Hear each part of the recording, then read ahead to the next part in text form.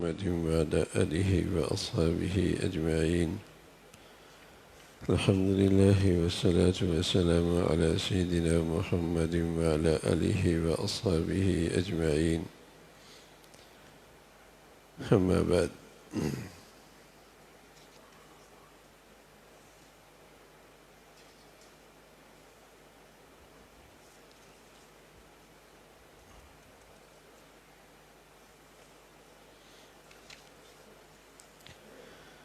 عن أبي مالك الأشعري رضي الله تعالى عنه أنه سمع رسول الله صلى الله عليه وسلم يقول: لا يشربن ناس من أمتي الخمر يسمونها بغير اسمها. حضرت مالک مشری فرماتے ہیں رضی اللہ تعالی عنہ، میں نے پیارے رسول صلی اللہ علیہ وسلم سے خود سنا، آپ ارشاد فرماتے تھے میری امت میں سے کچھ لوگ شراب پئیں گے اور اس کا کوئی دوسرا نام رکھیں گے. یعنی آپ علیہ الصلوۃ والسلام نے امت کی شراب نوشی کے بارے میں ایک آنے والے حالات میں خبر دی ہے کہ شراب کی حرمت کے بارے میں جو شریعت کا فیصلہ ہے وہ تو بالکل واضح ہے اس کی حرمت کے بارے میں، اور اس کے متعلق آپ علیہ الصلوۃ والسلام نے جو سخت ترین رویہ اختیار فرمایا وہ بھی امت کے پاس بطور امانت ہے.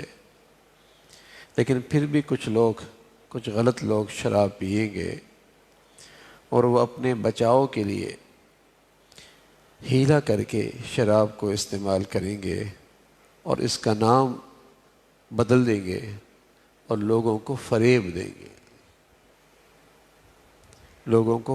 دیں گے. حالانکہ صرف نام بدلنے سے ظاہر ہے حقیقت تو نہیں بدلتی اور شریعت کا حکم بھی نہیں بدلتا. اس لیے خدا کے نزدیک شراب و نوشی کے وہ مجرم ہی ہیں. نام بدلنے سے اس کا دوسرا نام بھی جرم ہی ہوگا اور وہ شخص مجرم ہی ہوگا. تو آپ علیہ الصلوۃ والسلام نے فرمایا کہ میری امت کے آخری دور میں لوگ شراب پئیں گے لیکن نام بدل کر پئیں گے اور اسے دوسرے نام دیں گے. لیکن ظاہر ہے جو آپ علیہ الصلوۃ والسلام نے اس کے متعلق وعید فرمائی ہے وہ تو بہرحال اس کی وعید ہے، اور صرف شراب پینے والا اللہ کی رحمت سے محروم نہیں بلکہ کسی بھی درجے کا سہولت کار شراب کے سلسلے میں تقریباً 10 قسم کے آدمی ہیں جن پر اللہ کے نبی صلی اللہ علیہ وسلم نے لعنت فرمائی ہے. کسی بھی درجے کا سہولت کار، پیتا نہیں ہے لے کے آیا ہے تو وہ بھی ملعون ہے، لے کے نہیں آیا صرف بناتا ہے وہ بھی ملعون ہے. صرف بناتا نہیں ہے، لیتا بھی نہیں ہے، پیتا بھی نہیں ہے، صرف بیچتا ہے، وہاں ملازم ہے، نوکری کرتا ہے، وہ بھی ملعون ہے. یعنی اس سلسلے کے جتنے سہولت کار ہیں اس شراب پلانے میں اور اس شراب نوشی میں جتنے سہولت کار ہیں، آپ علیہ الصلوۃ والسلام نے فرمایا یہ ملعون لوگ ہیں.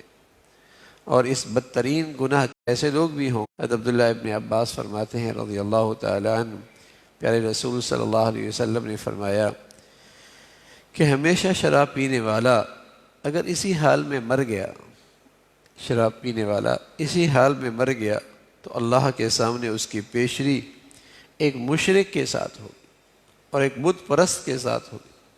جیسے ایک مشرک اللہ کے دربار میں اللہ کے غضب کے ساتھ وہاں آئے گا، اور جیسے ایک بت کی پوجا کرنے والا اللہ کی سخت ناراضگی کے ساتھ اللہ کے دربار میں پیش ہوگا، اسی طرح شراب پینے والے کی حالت بھی ہوگی، یہ ایک مشرک کی طرح پیش ہو. یعنی اتنا بڑا گناہ ہے کہ شرک، جس کے بارے میں کہا جاتا ہے کہ گناہوں میں سب سے بڑا گناہ، ان الشرک لظلم عظیم، گناہوں میں سب سے بڑا گناہ شرک ہے، کفر ہے. اور یہ بدبخت آدمی، بد نصیب آدمی جو شراب نوشی کا عادی ہے اور اسی حال میں یہ مر گیا ہے تو اس کا حشر بھی انہی کے ساتھ ہو. اور انہی کے ساتھ اٹھایا جائے گا۔ تو یہ ایسی بدترین وبا ہے، بلا ہے، اور ایسا جسے کہیں کہ بدترین گناہ ہے کہ اس کا شمار ایسی ہوگا۔ اور اگر یہ اس کو حلال سمجھتا ہے تو پھر تو کوئی شک نہیں کہ یہ کفر کے اوپر مرا ہے، کفر پہ مرا ہے۔